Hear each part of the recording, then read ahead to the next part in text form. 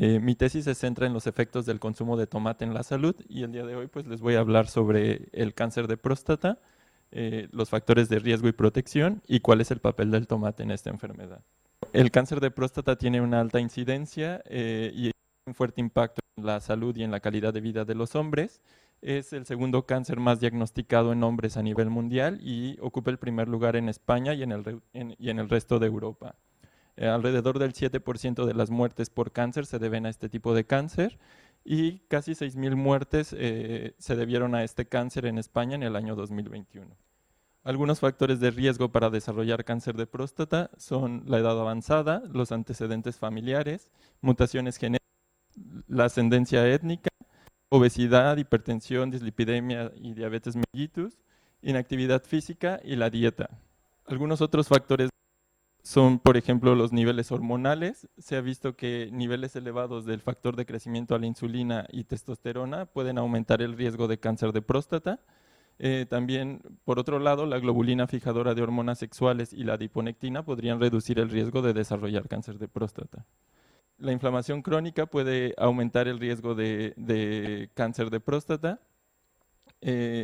Marcadores de inflamación como la proteína C reactiva y la interleucina 6 se han visto que están relacionados con el aumento del riesgo, mientras que el uso de medicamentos antiinflamatorios puede reducir el riesgo. Hay algunos factores relacionados a la actividad sexual.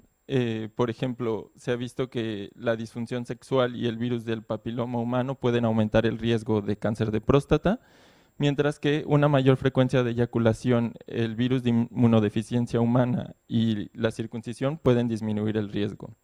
Algunas otras infecciones algunas otras infecciones de transmisión sexual como sífilis o gonorrea no tienen una asociación clara con el cáncer de próstata. Sin embargo, cuando ocurren de manera recurrente pueden generar inflamación crónica, que esta sí está relacionada con el riesgo de cáncer de próstata. Pertenecer al colectivo implica un mayor riesgo de desarrollar cáncer de próstata. Sobre esto, generalmente la población del colectivo LGBT está subrepresentada en los estudios, por lo que no se puede llegar a una conclusión clara. Sin embargo, se sabe que las personas del colectivo pues están más expuestas a infecciones de transmisión sexual, lo que podría tener un impacto en el riesgo del cáncer de próstata. El estrés crónico también juega un papel en el cáncer de próstata. Puede afectar la regulación hormonal, debilitar el sistema inmunológico y generar las condiciones inflamatorias que pueden permitir la carcinogénesis. La exposición al sol, se ha visto que una exposición intensa ocasional al sol puede disminuir el riesgo de cáncer de próstata. Y bueno, también los contaminantes ambientales, la exposición a químicos industriales, metales pesados, sustancias químicas o la contaminación del aire pueden aumentar el riesgo de desarrollar cáncer de próstata. En cuanto a la dieta, que es mi área de investigación, dietas ricas en frutas y verduras, granos integrales y pescado pueden disminuir el riesgo de cáncer de próstata, mientras que dietas con un alto consumo de grasas saturadas y carnes rojas pueden aumentar el riesgo. Y bueno, ahora sí, ¿qué papel juega el tomate en el cáncer de próstata? El tomate es la principal fuente de licopeno, que es un antioxidante que ayuda a disminuir el riesgo de cáncer de próstata.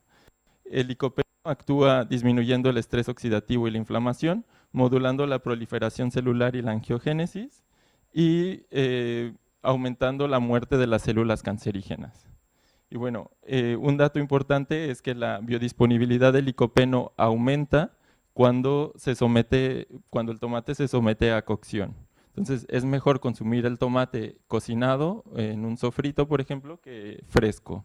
Y bueno, ahora les voy a hablar sobre unos resultados que estoy trabajando, que serán parte de mi tesis.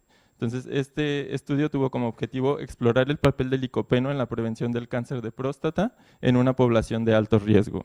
Utilizamos los datos del estudio Predimed, que es un estudio que se llevó a cabo aquí en España, con 7.447 participantes, hombres y mujeres de entre 55 y 80 años de edad. Estos tenían diabetes mellitus tipo 2 o al menos 3 factores de riesgo cardiovascular. Se les asignó a una de 3 intervenciones. Había 2 intervenciones con dieta mediterránea, una suplementada con aceite de oliva y otra suplementada con frutos secos. Y el grupo control seguía una dieta baja en grasas.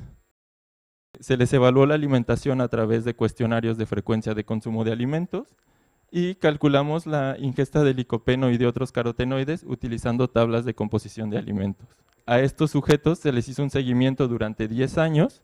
Lo que queríamos saber era, durante este seguimiento, de las personas que no tenían cáncer de próstata en un principio, ¿cuántas desarrollaron cáncer de próstata durante estos 10 años?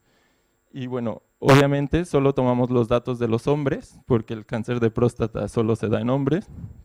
Descartamos aquellos sujetos que tenían ingestas de energía fuera de los rangos normales. También eliminamos a los sujetos que al principio del estudio ya tenían algún tipo de cáncer y no tomamos en cuenta a los sujetos que desarrollaron cáncer durante el seguimiento, pero que lo desarrollaron como un segundo tipo de cáncer.